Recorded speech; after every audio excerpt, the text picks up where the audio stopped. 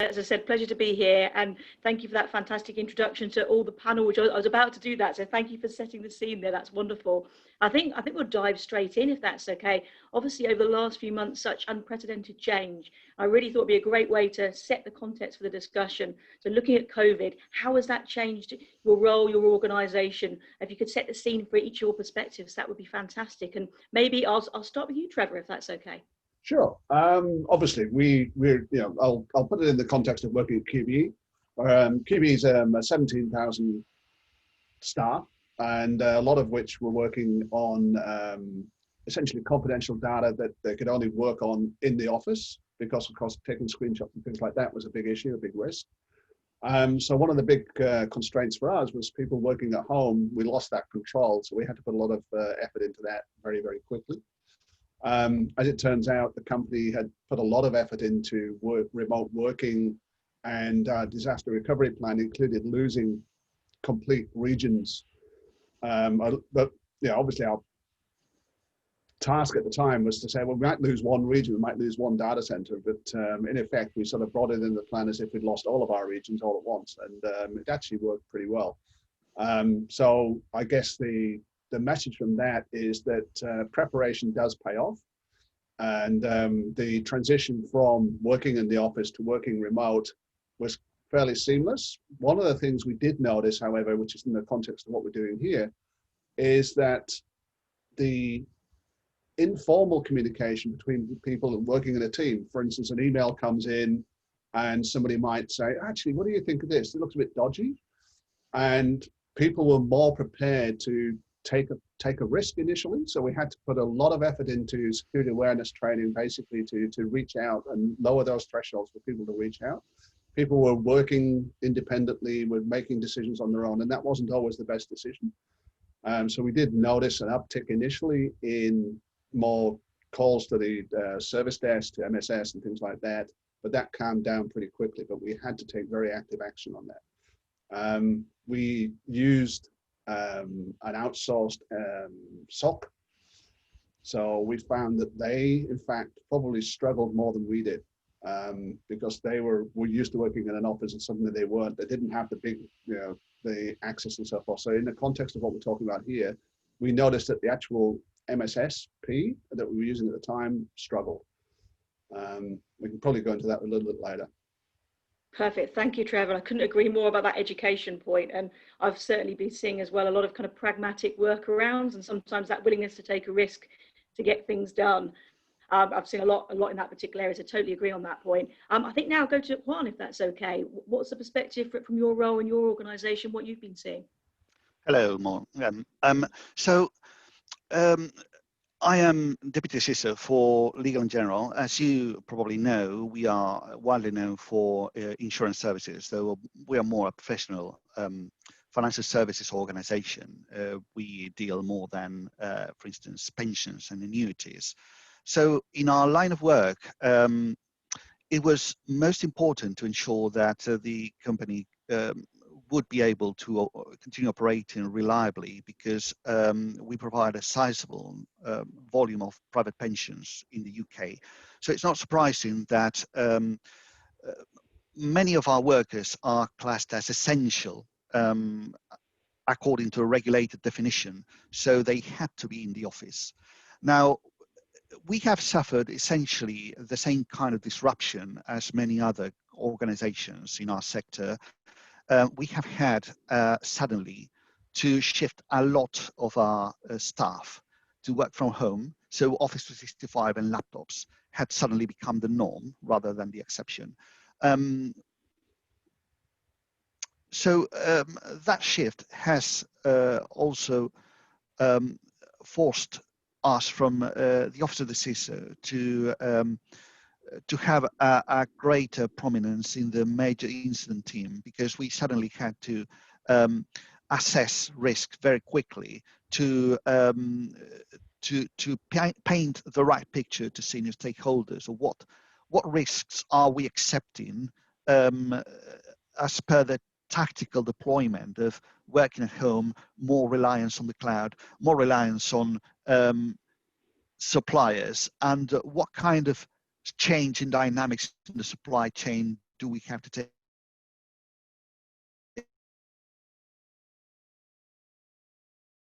into account? So what are the new risks? Both short and medium term. So we did a lot of risk management. We did it reliably. There were technical challenges, of course. Many people had to continue working from office. We had to liaise with physical security and facilities in order to provide a holistic view of what the risks were, because they were all interconnected, of course. And we had to, more long term, we had a cyber strategy. It's reviewed more or less twice annually.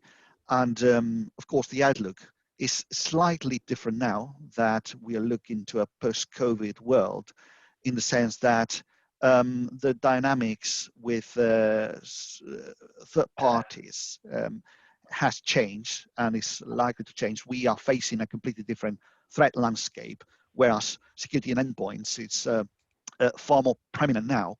And well, I guess that challenges are more or less the same as any other companies in our sectors. Thank you very, very much. And Sean, over to you. How's everything from your perspective? Our story is slightly different. We completed a quite extensive renewal of our IT infrastructure in early 2019. And oddly enough, we were having challenge with people adopting to the new cloud-based technologies, using Teams, using Office 365, that sort of thing. So for us, we were well prepared for the remote working for the vast majority of people. And also so to be honest, I felt fairly comfortable when we started. The most significant thing for us is we turned our contact center inside out. And that was quite challenging, and that brought a lot of risks into our area as well. So that was major re-architect of how we were transferring calls, how we were communicating with the call centers. We actually had to physically deploy laptop systems because we weren't prepared with laptop systems for that entire workforce. It was interesting to have the security operations centers. I have a hybrid model where I have some partners and some internal. And early on in the building of the internal team, I made them mobile instantly. So that was almost BAU for my security operations center, which was very, very good for me. So I could sleep at night sometimes. I think the final thing on that one is that I'm in a very unique position where I'm accountable for physical security and digital security. So the challenges of figuring out who was going to have to go back to work, who wasn't going to go back to work, the continuity and resilience of different operational control centers within our environment. I was really, really close to those decisions and all the discussions. So it was much easier for me to understand who was where would our hot points would be with regards to if we had to lock down an entire building, for instance, and that sort of thing. So it was quite a gentle journey for me, strangely enough. I think after we went into kind of what became the new normal, that's when some of the risks kind of highlight themselves. At executive level, we were tracking the kind of, but I think one of the things that stood out the most was just the way that we could respond to each other. And so it took a little while for the organization and also my team as well to embrace the idea of chatting through Teams and video conferencing through Teams and that sort of stuff. So, you know, I'm going on and on about Microsoft a lot, but that was our tool of choice. The other weird complication that we had was what we would call unsupported communication methods, such as WhatsApp and Zoom and that sort of thing. And that became a bit of a data risk for us and also a possible vector that we had to manage. And we managed that down quite well as well. So I think those are the big major things from our perspective that were significant for us, which is a little bit different story than a lot of people. Absolutely, and getting some questions from the audience and confirmation really about your point on convergence there. So a lot of agreement on that one. And I'll stick with you, Sean, just for a second, because our next question was really looking at what stayed the same. You're actually mentioned a few areas like that because of the work that had gone in 2019. So maybe I'll just follow up on that with you first in terms of, so with everything that has happened, and you've drawn out a few points, but is there anything else from your perspective that stayed kind of steadfast as an area of importance, or as a challenge or a threat or an opportunity, wherever you want to take that? As far as consistency, our messaging and communications cadence and reporting cadence stayed the same. And I would argue, if anything, probably got a little bit better. The availability of everyone that you would need to get in contact with if you're doing an investigation are easier, because now everybody has a green ticket, and whereas before you weren't really sure if they were at their desk or if they were in a meeting.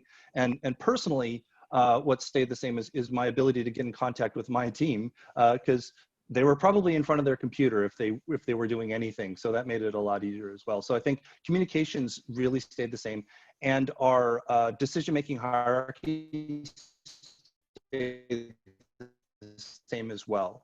We put some structure around it, but all the key places. Fantastic, thank you. And Juan, from your perspective, what has stayed the same the most over the pandemic experience? Well, the role of the CISO is to support the mission of the organization by ensuring that cyber risks are managed at a level that are acceptable and stay within risk appetite. That hasn't changed. Of course, within the more volatile context we're in, no organization can expect the CISO to achieve faultless security. So we had to prioritize. The main aspect that that had to continue were the delivery of the cybersecurity strategy and things that were already in flight. They had to be in place.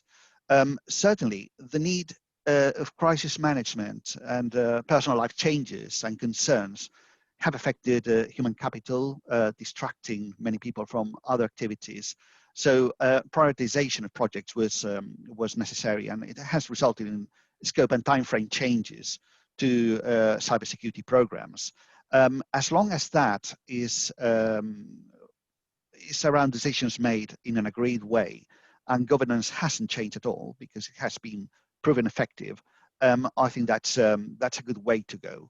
Of course, we had to worry about the ability to deal with other crises and amount of change. So we had to reduce the amount of tactical change that we could organizationally cope for in the short term. But I think that's pretty par for the course. Absolutely, thank you very much. And back over to you, Trevor, if that's okay. I think you're on mute at the moment, Trevor. Sorry, there was a lot of noise outside, so I went on mute. Interestingly, what we noticed was that productivity within the SOC itself, if you like, in terms of also an incident response, actually increased post-COVID. And part of the reason for that, we believe, when we've looked at the reasons for that, is it made us rely a lot more on our processes and procedures that we had informally, but it actually made us actually start looking at them more formally, because we had to hand off between people who couldn't see each other. And then we started, and we were actually in the transition from a number of regional SOCs to a global SOC at the time. So it actually helped us to concentrate on those handoff processes and procedures. And we actually found our overall productivity did increase. Again, back to our outsourced, if you like, triage partner, they struggled. And part of that, it actually did expose within themselves that they were relying on individuals rather than processes. So that was a good lesson to us, that we exposed, because of the amount of pressure we were under, and obviously some of their other clients, they exposed some of their single points of failure. And when that point of failure was either burnt out or just quit, we suffered.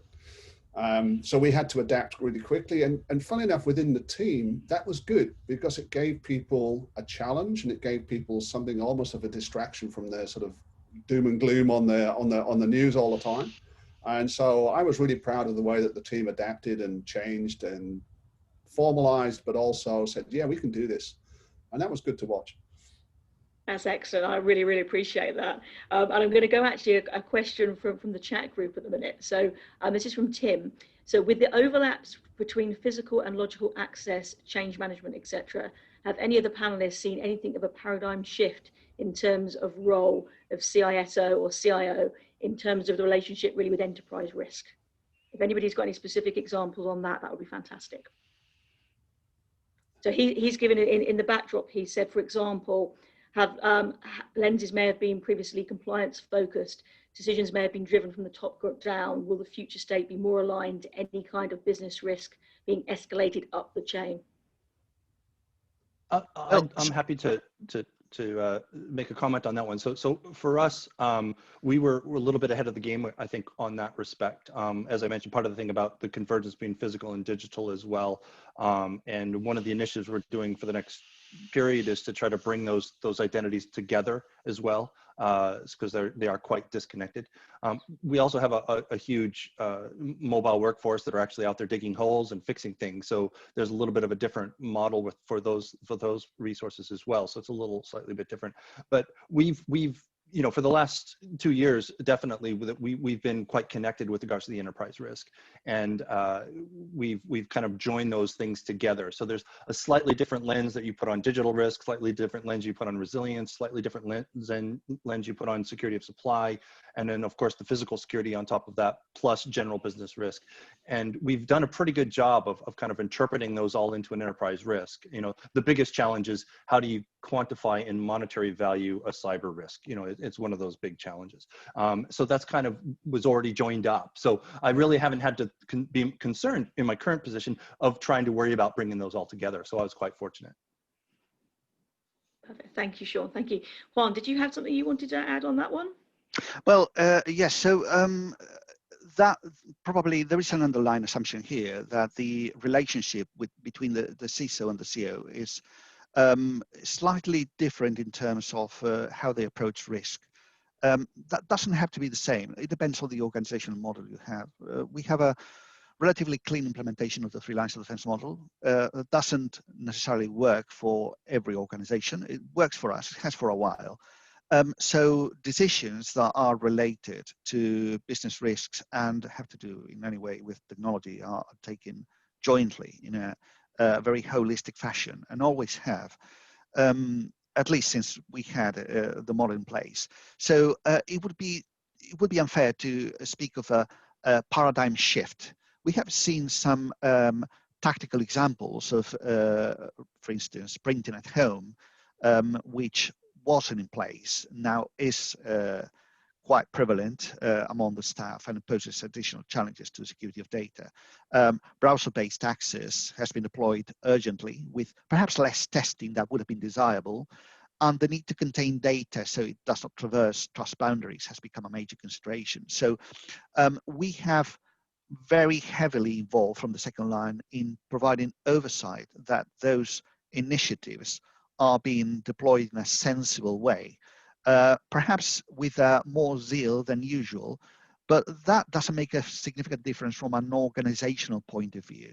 My point is the governance model doesn't necessarily have to be affected, but it may be influenced in other organizations depending how risks in major crises are approached. Perfect, thank you. And I'll go to our next question now. And I'm thinking just from a time point of view, maybe kind of like a rapid fire one for this one, because you've hinted at some of this in our earlier conversation. So my next one was really with the COVID situation, what has it brought forward? Things we've been putting off doing as an organization, maybe one each, an example each about what this brought forward, where the acceleration of innovation has come from. So Trevor, I'll go with you first on this one. Certainly an acceleration of VDI, and I think there's standard, I won't call it a joke, but going around the market, what has accelerated your work from home policies, the CIO, the CISO, the enterprise risk team, or COVID. And COVID has made us really assess what we are as a company, and in terms of what we want to offer our company, what we want to be able to provide to our staff. And QBE really embraced that. They've got a very much a people first type policy, and we've had a lot of companies say that, but they actually really did it. And so I think that there is no way that a company like QBE, and I'm guessing the other panelists too, will ever go back to the old way of working. So if there was a 100% effective vaccine tomorrow, it would make the the whole company has changed, and I think our whole way of working as an industry and more widely, globally, has changed. Now, I'm looking forward to see where that all comes out. Perfect. Thank you very much, and echo those thoughts around impact and purpose and the people side of technology in any sector. Frankly, I couldn't agree more. Juan, over to you. Right. So it doesn't escape anyone that the environment is more volatile now in the medium to long term. That has made regulators a bit fretful. They are, of course, exploring opportunities to ensure organizations will be adequately prepared and sufficiently secure going forward. So, and it doesn't surprise us. So that regulatory oversight, we have to keep a close relationship with our regulators and ensure that our business operating model will be able to operate effectively. Of course, we have to ask ourselves whether there are lessons to be learned from remote working en masse, and a review's view regarding the use and management of premises and facilities, maybe resulting in adjustments in operating models, workforce, supply chain arrangement, etc. And that is within the context of a high pressure about balance sheets and cash flow across the industry. Cost cutting and cost efficiency approaches will bite hard with cybersecurity being expected to reduce expenditure while not increasing risk exposure in the following years. Thank you, Juan, and over to you, Sean. Thank you. For us, there was two things that kind of accelerated. One was is how we choose ongoing solutions. That decision on how much resilience we need to have is almost automatic now, and it has to be remotable. It has to be able to handle all sorts of different challenges, and that's a big significant change because we were a traditional organization with a data center and that sort of thing. And then the second thing is it's accelerated the way that we want to work in a continuity model. So we used to have another facility that would go to if we lost a building. So it wasn't really designed for a loss of all buildings, which we actually had because of the lockdown. So those two things have really, really changed and accelerated quite strongly within the organization. Perfect. I'm now going to have a quick look at roles and skills and kind of tie these two things together. So a kind of joint question, really. So should we now rename the role of the CISO to be business enabler? And also within that, when we talk about things like business skills, should that really be encompassing things like communication skills? We've touched on that quite a lot, and also around analytics. So over to you, Trevor, for this one. Thank you. Sure. I like to think that security is becoming very much more a data-driven and analytics-driven discipline. So some of the traditional ways that the CISO has worked in the past with, if you like, bigger risk pictures and things like that, I think there's going to be a very much more, it's going to become, again, a more technological type process. A lot of these simple things are already fixed. It's becoming data, it's becoming analytics driven, it's becoming anomaly driven. So the sort of people, for instance, the next time I build a SOC, and I will be building up a SOC soon, again, for my new role, I will be looking for people with very much more, for instance, a data science type background than necessarily coming from a traditional SOC analyst type background. And I think that sort of emerging change of skill set is going to become really, really crucial. A lot of the initial triage and things like that are going to be done by the platforms, particularly as we go to cloud. So the skills to interpret what the people are seeing, what the platforms are generating and things like that is going to be far more important going down the track. Couldn't agree more. Thank you very much. And Juan, over to you. Thank you. Right. So the real challenge for CISOs is, as it always has been, protecting the organization's digital infrastructure and assets while enabling operations without interruption. So cybersecurity teams in general have to adjust security programs and risk management practices to enable the massive shift to work from home tools and fast adoption of cloud services. And at the same time, they must make it possible for security team members to look after themselves and their families during a health crisis. And balancing all those factors actually require a great deal of personal resilience as well. I always have had the view that at the CISO level, we are not really working in security. We are part of the business, and we are advising the business to make decisions because we actually are aware of the context the business operates effectively in. We wouldn't be able to do our job effectively if that weren't the case. So fostering a culture of cyber resilience and balancing risk-informed decisions during the crisis and beyond continues to be the usual practice. And of course, maybe there is a shift into organizational response, incident response, and business continuity as the business transitions to the whatever is called the new normal. And I think our role has been significantly highlighted in this particular context. Absolutely, a comment in the chat there about enabler, not cost center. Could not agree more. And finally, Sean, your good self, could you just share your perspective? Thank you. I think from my perspective, it's whatever the labels that we want to start giving ourselves, I think is a variable that is quite almost a fashion thing.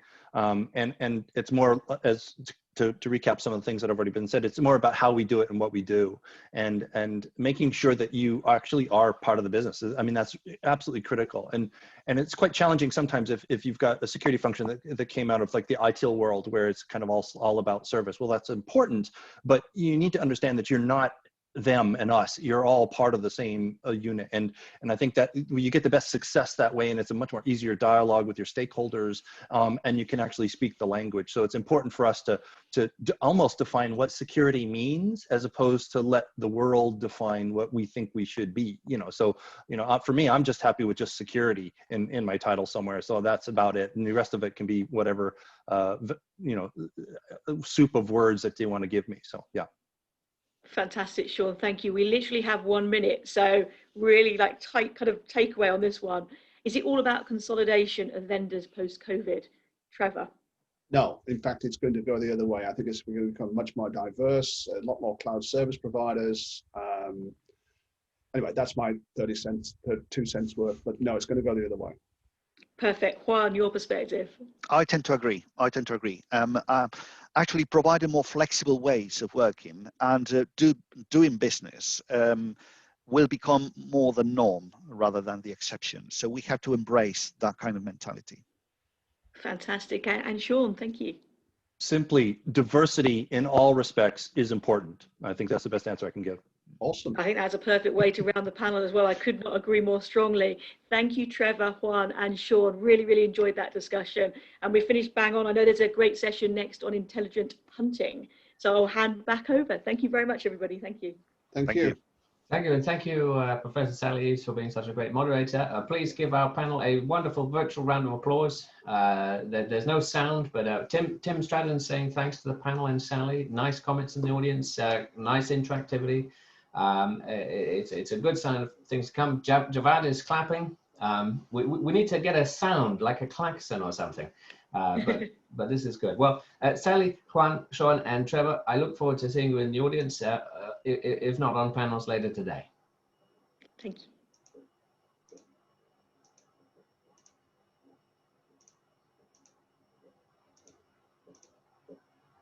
Perfect. Well, what a great start. And thank you very much for all the interactivity. The interactivity is key. A number of people did send me very nice messages direct to me. That's absolutely fine. But if you'd like to chat to the group, please select all panelists and attendees, and that way we can all chat together. We couldn't do this event without the support of our wonderful sponsors, and we're very grateful to be sponsored by Eclectic IQ. So I am very, very pleased to invite to the stage Mr. Atul Kabra, who is going to be basically talking us through that intelligent hunting piece, which Sally was